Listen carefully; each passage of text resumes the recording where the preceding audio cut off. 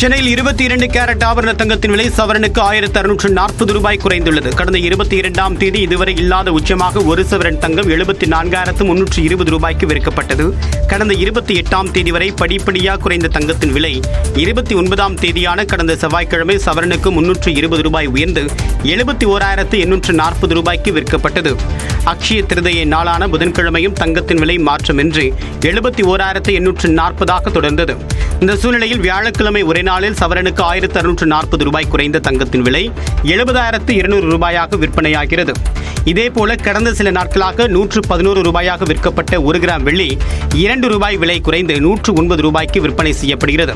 கட்டி வெள்ளி கிலோவுக்கு 2000 ரூபாய் குறைந்து 1,09,000 ரூபாயாக விற்கப்படுகிறது.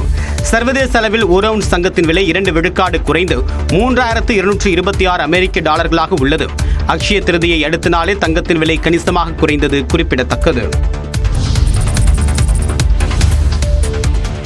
சென்னை மாநகராட்சியில் தற்போது 10 இடங்களில் மட்டுமே பார்க்கிங் கட்டணம் வசூலிக்க அனுமதிக்கப்பட்டுள்ளதாக தெரிவிக்கப்பட்டுள்ளது.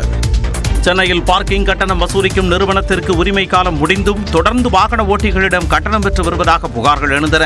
இது தொடர்பாக சென்னை மாநகராட்சி விளக்கம் அளித்துள்ளது. அதில் சென்னையில் மெரினா கடற்கரை சர்வீஸ் ரோடு, ரட்டன் பஜார், அண்ணா நகர் 2வது avenue, NSC Bose road, Besant Nagar 6வது அவென்யூ, நுங்கம்பாக்கம் காதர் நமாஸ்கான் ரோடு, புரசைவாக்கம் நெடுஞ்சாலை, தீநகர் GN செட்டி ரோடு, மயிலாப்பூர் தெப்பக்குளம் மற்றும் சேத்துப்பட்டு மெக் நிக்கல்ஸ் ரோட் ஆகிய 10 இடங்களில் வாகன நிறுத்த கட்டணம் வசூல் செய்யும் பணியை தமிழ்நாடு முன்னாள் படைவீரர் கழக நிறுவனத்தின் மூலம் மேற்கொள்ளப்பட்டு வருவதாக தெரிவிக்கப்பட்டுள்ளது. டாக்ஸ்கோன் நிறுவனம் 1 மணி நேரத்திற்கு 2 சக்கர வாகனத்திற்கு ரூபாய் 5, 4 சக்கர வாகனத்திற்கு 20, பேருந்து மற்றும் வேன்களுக்கு 60 என கையடக்க கருவி மூலம் கட்டணம் வசூல் செய்ய அனுமதிக்கப்பட்டுள்ளதாகவும் பொதுமக்களும் டிஜிட்டல் வழியாக மட்டுமே கட்டணம் செலுத்த வேண்டும் என்றும் கேட்டுக் கொண்டுள்ளது. மேலும் வாகன நிறுத்த கட்டணம் வசூல் தொடர்பான புகாரை சென்னை மாநகராட்சி புகார் மையத்தில் பொதுமக்கள் தெரிவிக்கலாம் என்றும் கூறப்பட்டுள்ளது. நான் இன்னைக்கு போகிறது ஜனநாயகன் படத்தினுடைய வேலைக்காக போகிறேன். கொடைக்கானலில் ஒரு ஷூட்காக போகிறேன். கூடிய சீக்கிரமே உங்கள் மதுரை மண்ணுக்கு நம்ம கட்சி சார்பாக வேற ஒரு சந்தர்ப்பத்தில் உங்க எல்லாரையும் மீட் பண்ணி நான் பேசுகிறேன். அரசியல்வாதியான பிறகு முதன்முறையாக செய்தியாளர்களை சந்தித்த விஜய் தொண்டர்களுக்கும் ரசிகர்களுக்கும் அறிவுரை மட்டும் வழங்கி சென்றார். கொடைக்கானலில் ஜனநாயகன் படத்தின் படப்பிடிப்பில் கலந்து கொள்ள சென்னையிலிருந்து தனி விமானத்தில் மதுரைக்கு விஜய் புறப்பட்டார். முன்னதாக சென்னை விமான நிலையத்தில் தவேக தலைவராக முதன்முறையாக செய்தியாளர்களை விஜய் சந்தித்தார். அப்போது மதுரையிலிருந்து கொடைக்கானலுக்கு செல்லும்போது தனது வேன் மற்றும் காரை பின்தொடர்ந்து ரசிகர்கள் யாரும் வரவேண்டாம் என கேட்டுக்கொண்டார்.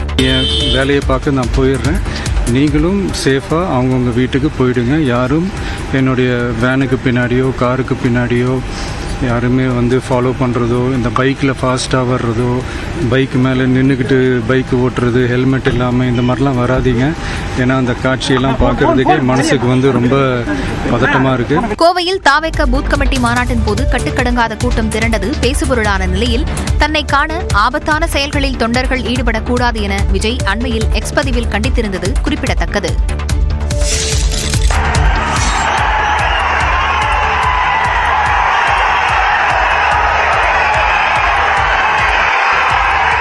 தவேக தலைவர் விஜயை காண வந்த ரசிகர்கள் மற்றும் தொண்டர்களின் ஆரவாரத்தால் மதுரை விமான நிலையம் அதிர்ந்து போன காட்சிகளே இவை.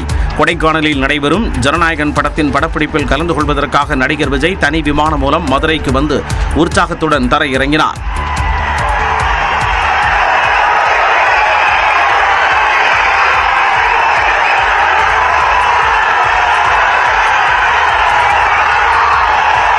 விமான நிலையத்தில் காலை முதலே குவிந்திருந்த ரசிகர்கள் விஜய்க்கு உற்சாக வரவேற்பளித்தனர். அப்போது ஒரே நேரத்தில் விமான நிலையத்திற்குள் மொத்த கூட்டமும் செல்ல முயன்றதால் கட்டுப்படுத்த முடியாமல் போலீசார் திணறினர்.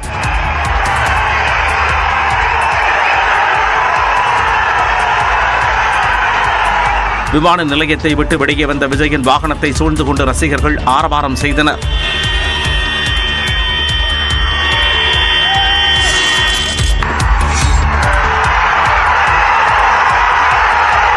தன்னை காண காலை முதலே மதுரை விமான நிலையத்தில் குவிந்த ரசிகர்களையும் தொண்டர்களையும் உற்சாகப்படுத்தும் வகையில் காவல்துறையின் எச்சரிக்கையை மீறி திடீர் ரோட் ஷோ சென்றார் விஜய். ஜனநாயகன் படப்பிடிப்பிற்காக மட்டுமே மதுரை செல்வதாக முன்பு கூறியிருந்த விஜய் மதுரையில் தொண்டர்களை கண்டதும் திடீரென தவேக துண்டு அணிந்து கொண்டு அரசியல்வாதியாக மாறினார். தொண்டர்கள் மற்றும் ரசிகர்கள் கூட்டத்திற்கு நடுவே அவர் ரோட் ஷோவும் சென்றார்.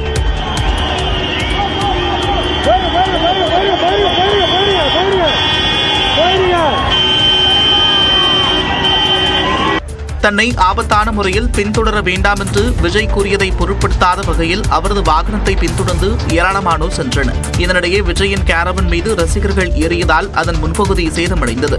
மேலும் ரசிகர்கள் ஏறுவதை தடுக்க வேனின் மீது விஜயை சுற்றி 3 பவுன்சர்கள் அமர்ந்திருந்தனர். இதனையடுத்து பின்தொடர்ந்து வந்தவர்களை மதுரை அடுத்த பெருங்குடி அருகே போலீசார் தடுத்து நிறுத்தினர். அதன் பின்னர் கொடைக்கானல் தாண்டிக்குடிக்கு சென்ற விஜய்க்கு தொண்டர்கள் ரசிகர்கள் உற்சாக வரவேற்பு அளித்தனர். நடிகர் விஜய் அரசியலில் நுழைந்துள்ளதற்கு வாழ்த்து தெரிவித்துள்ள சக நடிகர் அஜித்குமார் தனக்கு அரசியலில் ஆர்வம் இல்லை என்று கூறியுள்ளார். ஆங்கில தொலைக்காட்சி ஒன்றுக்கு பேட்டியளித்த அஜித்குமார் பத்மபூஷன் விருது பெற குடியரசுத் தலைவர் மாளிகைக்கு சென்றபோது தலைவர்கள் தங்கள் வாழ்க்கையில் ஒவ்வொரு நாளும் அனுபவிக்க வேண்டிய பொறுப்பின் சுமையை உணர்ந்ததாக தெரிவித்தார். ஒரு நாட்டை அல்லது ஒரு மாநிலத்தை தனது தோள்களில் சுமப்பது உண்மையில் மிகப்பெரிய பொறுப்பு என்றும் கூறினார். அரசியல் பற்றி என்ன நினைக்கிறீர்கள்? தமிழ்நாட்டில் சக நடிகர்கள் அரசியலுக்குள் நுழைவதை எப்படி பார்க்கிறீர்கள் என்ற கேள்விக்கு பதிலளித்த அஜித்குமார் தனக்கு அரசியலில் நுழைய வேண்டும் என்கிற விருப்பம் இல்லை என்றார். சக நடிகர்கள் அரசியலில் நுழைந்திருப்பது அவர்களது தனிப்பட்ட முடிவு என்றும் அவர்கள் நன்றாக வர வாழ்த்து தெரிவிப்பதாக கூறினார். தங்கள் தலைமையை இறுதியில் மக்கள் தேர்ந்தெடுப்பதுதான் ஜனநாயகத்தில் சிறந்த விஷயம் என கூறிய அஜித்குமார் அரசியலுக்குள் நுழைவது என்பது 100 விழுக்காடு துணிச்சலான முடிவு என்றும் தெரிவித்தார். இந்தியா என்பது வெவ்வேறு மதங்கள், சாதிகள், மொழிகள் கொண்ட நாடு என்றும் அனைவருக்கும் ஏற்ற தலைவராக ஒருவர் இருக்க வேண்டும் என நினைத்தால் அது தவறு என்றும் அஜித்குமார் கூறினார்.